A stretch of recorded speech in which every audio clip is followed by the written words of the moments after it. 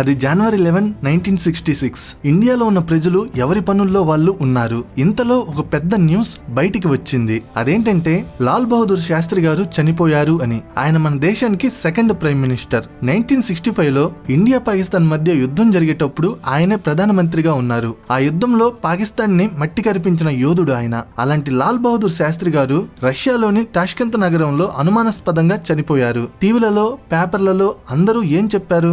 శాస్త్రి గారికి heart attack వచ్చింది, అందుకే చనిపోయారు అని చెప్పారు. కానీ ఇది న్యాచురల్ డెత్ కాదు. ఇది ప్రపంచ చరిత్రలోనే the most dangerous, the most high profile political murder అయ్యుంటే, ప్రజలను నమ్మించడానికి ఆడుతున్న ఒక నాటకం అయ్యుంటే, అసలు శాస్త్రి గారి మరణం వెనుక ఉన్న చీకటి నిజాలు తెలిస్తే మీరు ఖచ్చితంగా షాక్ అవుతారు. ఆయన డెత్ న్యాచురల్ అయితే ఆయన బాడీ ఎందుకు డార్క్ బ్లూ కలర్ లో మారిపోయింది? బాడీ మీద కత్తితో చేసిన గాయాలు ఎందుకు ఉన్నాయి? ప్రపంచంలోనే ది బిగ్గెస్ట్ డెమోక్రసీకి ప్రైమ్ మినిస్టర్ గా ఉన్న అతను చనిపోతే కనీసం పోస్ట్ మార్టం ఎందుకు చేయలేదు? ఈ వీడియోలో ఇండియా యొక్క ది బిగ్గెస్ట్ అన్సాల్వ్డ్ మిస్టరీ గురించి లోతుగా ప్యూర్ ఫ్యాక్ట్స్ తో తెలుసుకుందాం. ముందు లాల్ బహదూర్ శాస్త్రి గారి లైఫ్ స్టోరీ గురించి తెలుసుకోవాలి. నిరుపేద కుటుంబం నుంచి వచ్చిన ఆయన ప్రపంచంలోనే బిగ్గెస్ట్ డెమోక్రసీకి ప్రైమ్ మినిస్టర్ ఎలా అయ్యారు? ఆయన క్యారెక్టర్ తెలిస్తే ఆయన మీద మీకు ఉండే రెస్పెక్ట్ 1000 టైమ్స్ పెరుగుతుంది. శాస్త్రి గారు 1904లో ఉత్తరప్రదేశ్ లో జన్మించారు. కుటుంబంలో తీవ్రమైన పేదరికం. కనీసం ఒక్క పూట కూడా తినడానికి తిండి ఉండేది కాదు. ఆయనకి 1.5 సంవత్సరం వయసు ఉన్నప్పుడే ఆయన తండ్రి చనిపోయారు. ఆ టైంలో ఇండియాలో బ్రిటిషర్స్ నుండి స్వాతంత్ర్యం తీసుకురావాలని ఉద్యమాలు జరుగుతుండేవి. 1921లో గాంధీ గారు నాన్ కోఆపరేషన్ మూవ్మెంట్ స్టార్ట్ చేసి బ్రిటిష్ వాళ్ళ స్కూల్స్ ని బాయ్కాట్ చేయమని పిలుపునిచ్చారు. ఆ ఒక్క మాట విన్నాక ఈ 16 సంవత్సరాల అబ్బాయి రక్తం మరిగిపోయింది. స్కూల్ వదిలేసి డైరెక్ట్ గా ఫ్రీడమ్ స్ట్రగుల్ లోకి ఎంటర్ అయ్యారు. ఎన్నో సంవత్సరాల పాటు ఆయన బ్రిటిషర్స్ తో పోరాడారు, ఉద్యమాల్లో పాల్గొన్నారు. ఎన్నోసార్లు ఆయన్ని బ్రిటిషర్స్ అరెస్ట్ చేశారు, జైల్లో వేశారు. తన లైఫ్ లో దాదాపు 9 సంవత్సరాలు జైల్స్ లోనే గడిపారు. ఉద్యమాలు చేసే టైంలోనే ఆయన కాశీ విద్యాపీఠ్ యూనివర్సిటీలో జాయిన్ అయ్యారు. అక్కడ ఆయన ఫిలాసఫీ అండ్ ఎథిక్స్ అనే సబ్జెక్ట్స్ తీసుకున్నారు. ఆ చదువుకి గాను యూనివర్సిటీ ఆయనకి ఒక బ్యాచిలర్స్ డిగ్రీని ఇచ్చింది. ఆ డిగ్రీ పేరే శాస్త్రి, అంటే ఇంగ్లీష్ లో స్కాలర్ అని అర్థం. ఆ రోజు నుంచి లాల్ బహదూర్ శ్రీవాస్తవ్గా ఉన్న ఆయన పేరు లాల్ బహదూర్ శాస్త్రిగా ప్రపంచానికి పరిచయం అయ్యింది. ఆయన పాలిటిక్స్ లోకి ఎలా వచ్చారు? లాలా లజపత్ రాయ్ గారు స్టార్ట్ చేసిన సర్వెంట్స్ ఆఫ్ ది పీపుల్ సొసైటీలో జాయిన్ అయ్యి హరిజనుల కోసం, పేదవాళ్ల కోసం గ్రౌండ్ లెవెల్లో రాత్రింపగళ్ళు పనిచేశారు. ఆ డెడికేషన్ చూసే కాంగ్రెస్ పార్టీ ఆయన్ని జాయిన్ చేసుకుంది. పార్టీలో ఒక్కో స్టెప్ ఎదిగి లీడర్ అయ్యారు. ఇండియాకి బ్రిటిషర్స్ నుంచి స్వాతంత్ర్యం వచ్చిన తర్వాత ఆయన ఉత్తరప్రదేశ్ లో మినిస్టర్ గా పనిచేసేవారు. ఆ టైంలో ఆయన తన భార్యకి నెల ఖర్చుల కోసం కేవలం 50 రూపాయలు ఇచ్చి ఇల్లు గడపమనేవారు. అంత నిజాయితీ అయింది. ఆయన నిజాయితీ చూసి నెహ్రూ గారు తన కేబినెట్ లో మినిస్టర్ ని చేశారు. 1956లో శాస్త్రి గారు ఇండియాకి రైల్వే మినిస్టర్ గా ఉన్నారు. ఆ టైంలో తమిళనాడులోని అరియలూరు దగ్గర ఒక పెద్ద ట్రైన్ యాక్సిడెంట్ జరిగింది.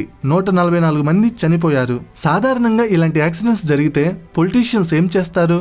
ఇది నా తప్పు కాదు, ఆఫీసర్స్ తప్పు, టెక్నికల్ ప్రాబ్లం అని కొట్టేస్తారు. కానీ శాస్త్రి గారు ఏం చేశారో తెలుసా?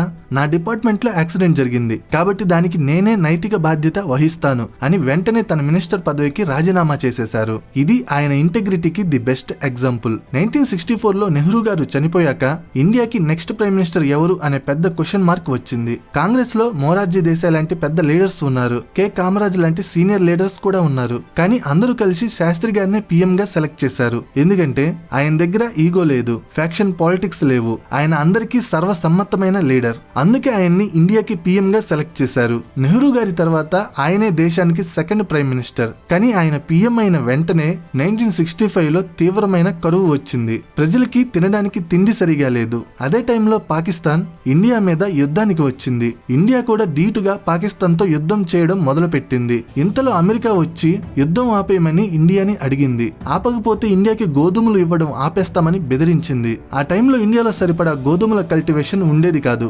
యుఎస్ఏ నుంచి ఇంపోర్ట్ చేసుకునే వాళ్ళం. అందుకే అమెరికా మనల్ని బెదిరించింది. అప్పుడే శాస్త్రి గారు అమెరికా అహంకారాన్ని తొక్కేయడానికి జనాలకి ఒక మంచి పిలుపునిచ్చారు. అమెరికా దగ్గర అడుక్కునే బదులు మనం ఒక పూట భోజనం మానేద్దాం అని చెప్పారు. బోర్డర్ లో పాకిస్తాన్ ని కొట్టడానికి జై జవాన్, పంటలు పండించడానికి జై కిసాన్ అనే పిలుపునిచ్చారు. ఆయన మాటల దెబ్బకి అమెరికన్ లీడర్స్ ఆశ్చర్యపోయారు.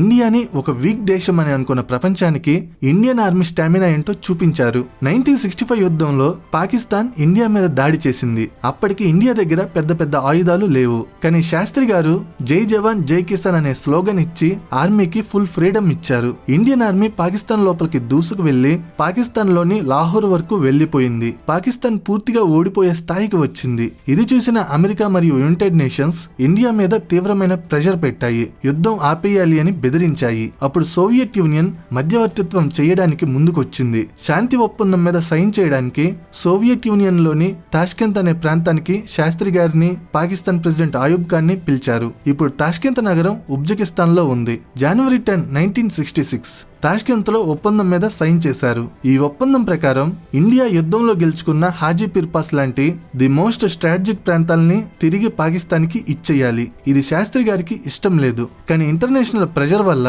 తప్పక సైన్ చేశారు. ఆ రోజు రాత్రి శాస్త్రి గారు తన గెస్ట్ హౌస్ లో పడుకోవడానికి వెళ్లారు. రాత్రి 11:30 PM కి ఆయన పర్సనల్ సర్వెంట్ అయిన రామ్నాథ్ ఆయనకి ఒక గ్లాస్ పాలు ఇచ్చారు. అవి తాగిన తర్వాత శాస్త్రి గారు పడుకున్నారు. కానీ రాత్రి 1:20 AM కి శాస్త్రి గారికి తీవ్రమైన దగ్గు వచ్చింది. ఆయన లేచి తన పర్సనల్ డాక్టర్ అయిన డాక్టర్ ఆర్ఎన్ చగ్ ని పిలిచారు.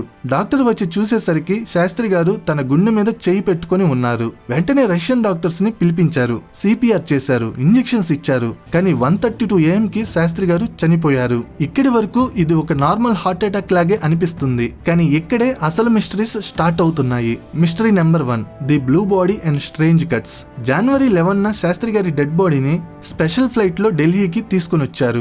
ఆయన భార్య లలితా శాస్త్రి గారు మరియు ఆయన కొడుకు సునీల్ శాస్త్రి గారు ఆ బాడీని చూసి షాక్ అయ్యారు. ఎందుకంటే శాస్త్రి గారి బాడీ మొత్తం డార్క్ బ్లూ కలర్ లో మారిపోయింది. కొన్ని చోట్ల నల్లగా అయిపోయింది. ముఖ్యంగా ఆయన కడుపు మీద మరియు మెడ వెనుక కత్తితో కోసిన కట్స్ ఉన్నాయి. ఆ కట్స్ నుంచి రక్తం బయటికి వస్తుంది. ఆయన వేసుకున్న వైట్ కుర్తాకి బ్లడ్ అంటుకొని ఉంది.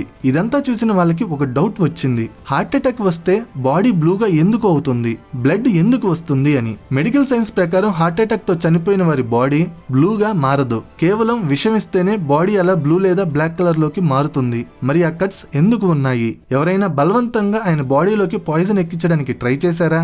ఇదే the biggest question mark. Mystery number 2, the band post mortem. ఇది తెలిస్తే మీరు ఖచ్చితంగా ఆశ్చర్యపోతారు. సాధారణంగా ఒక నార్మల్ వ్యక్తి అనుమానాస్పదంగా చనిపోతే పోలీసులు ఖచ్చితంగా పోస్ట్ మార్టం చేస్తారు. మరి ప్రపంచంలోనే ది బిగ్గెస్ట్ డెమోక్రసీకి ప్రైమ్ మినిస్టర్ అయిన వ్యక్తి పక్క దేశంలో చనిపోతే పోస్ట్ మార్టం చేయొద్దా? రష్యాలో పోస్ట్ మార్టం చేయలేదు సరే, మరి బాడీ ఇండియాకి వచ్చాక ఇక్కడ ఇండియన్ డాక్టర్స్ తోనైనా పోస్ట్ మార్టం చేయించాలి కదా. ఇక్కడ కూడా చేయలేదు. శాస్త్రి గారి ఫ్యామిలీ మెంబర్స్ గట్టిగా అడిగినా కూడా అప్పటి గవర్నమెంట్ పోస్ట్ మార్టం చేయడానికి ఒప్పుకోలేదు. వెంటనే బాడీకి దహన సంస్కారాలు చేసేశారు. అసలు పోస్ట్ మార్టం ఎందుకు ఆపారు? ఎవరి ఆర్డర్స్ మీద ఆపారు? బాడీలోకి పాయిజన్ వెళ్ళింది అని తెలుస్తుంది అన్న భయంతోనే పోస్ట్ మార్టం ఆపేశారా? Mystery number 3, the missing evidence.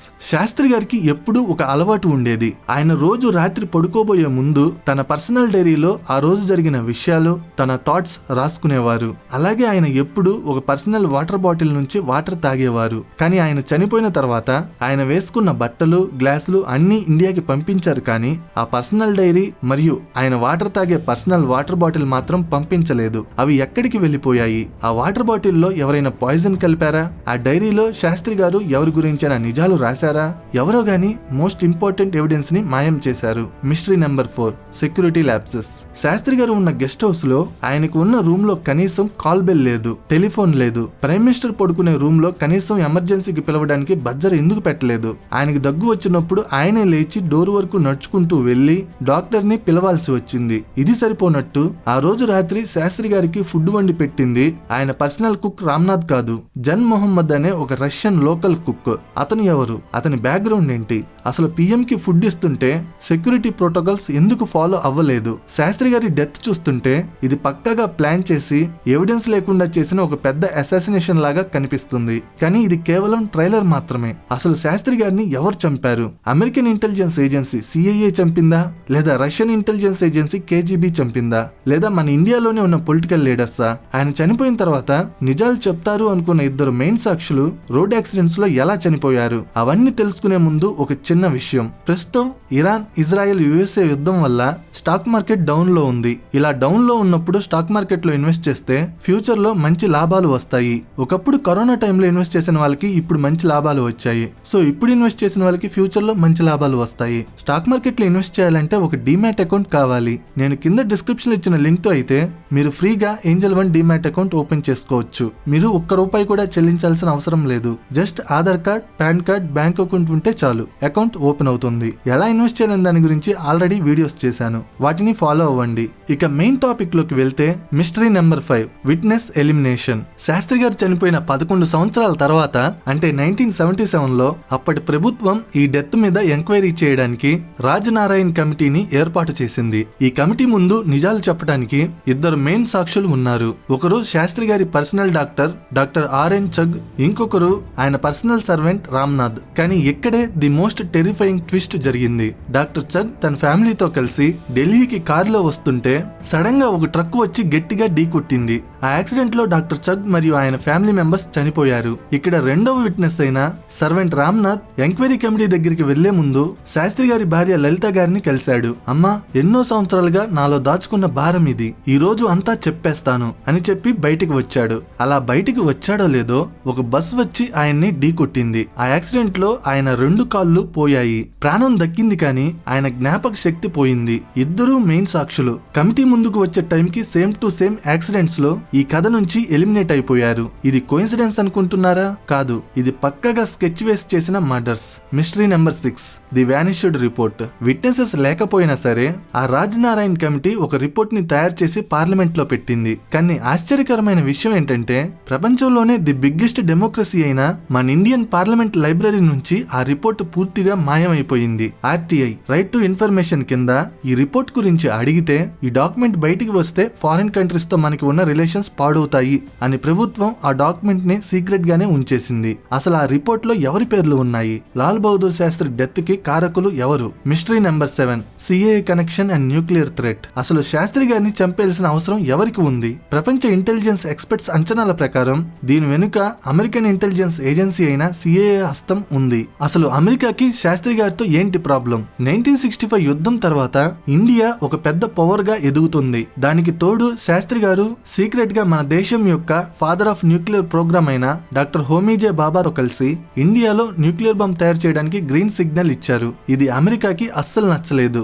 డౌగ్లస్ అనే ఒక జర్నలిస్ట్ రాసిన కన్వర్జేషన్స్ విత్ ది క్రౌ అనే బుక్ లో ఒక పెద్ద విషయం రాశాడు. సిఏఏలో టాప్ ఆఫీసర్ అయిన రాబర్ట్ క్రౌలే ఈ బుక్ లో ఏం ఒప్పుకున్నాడంటే ఇండియా దగ్గర న్యూక్లియర్ వెపన్స్ ఉండకూడదు అనే శాస్త్రి గారిని మేమే ఫినిష్ చేశాం. ఆ తర్వాత ఎగ్జాక్ట్ గా 13 రోజులకి అల్ప్స్ పర్వతాల్లో ఫ్లైట్ క్రాష్ చేసి హోమీ బాబాని కూడా మేమే చంపాం అని చెప్పాడు. 13 రోజుల గ్యాప్ లో న్యూక్లియర్ బాంబ్ కి గ్రీన్ సిగ్నల్ ఇచ్చిన ప్రైమ్ మినిస్టర్ మరియు న్యూక్లియర్ బాంబ్ తయారు చేస్తున్న ది టాప్ సైంటిస్ట్ ఇద్దరూ అనుమానాస్పదంగా చనిపోవడం అనేది ప్రపంచ చరిత్రలోనే ది బిగ్గెస్ట్ చీకటి master plan. Mystery number 8, the power struggle. కొంతమంది ఎక్స్పర్ట్స్ ఇంకో థియరీ కూడా చెప్తారు. శాస్త్రి గారు 1965 యుద్ధంలో గెలిచాక ఆయన పాపులారిటీ ఇండియాలో పీక్స్ కి వెళ్లిపోయింది. ఆయన ఇంకో 10-15 సంవత్సరాలు ఖచ్చితంగా ప్రైమ్ మినిస్టర్ గా ఉంటారని అందరికీ తెలుసు. ఒకవేళ అలా జరిగితే అప్పట్లో పవర్ కోసం వెయిట్ చేస్తున్న పొలిటికల్ లీడర్స్ కి ఛాన్స్ దొరకదు. అందుకే రష్యన్ ఏజెన్సీ కేజీబీ లేదా సిఐఏ వచ్చి శాస్త్రి గారిని చంపుతుంటే మన వాళ్ళు వాళ్ళకి హెల్ప్ చేసి ఉంటారని కొంతమంది నమ్ముతారు.